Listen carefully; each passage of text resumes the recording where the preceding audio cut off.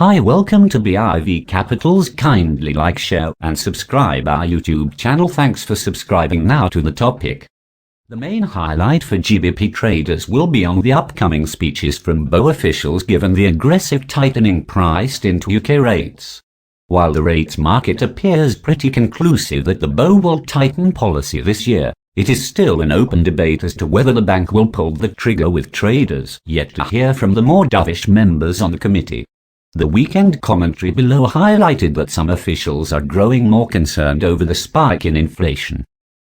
Governor Bailey, concerned that inflation is above target, had to prevent inflation expectations from becoming embedded. We have some big and unwanted price changes. Both Saunders, market pricing in an earlier rise in bank rate is appropriate. Markets had fully priced in a February rate hike and half-priced in December. Additionally, widespread labor shortages pose a bigger risk of inflation by feeding into higher pay demands. This morning, initial comments from the typically dovish Tanrero leaned on the more cautious side, with the rate setter stating that raising interest rates to counter one-off price rises would be self-defeating, while also reiterating that inflation should be transitory.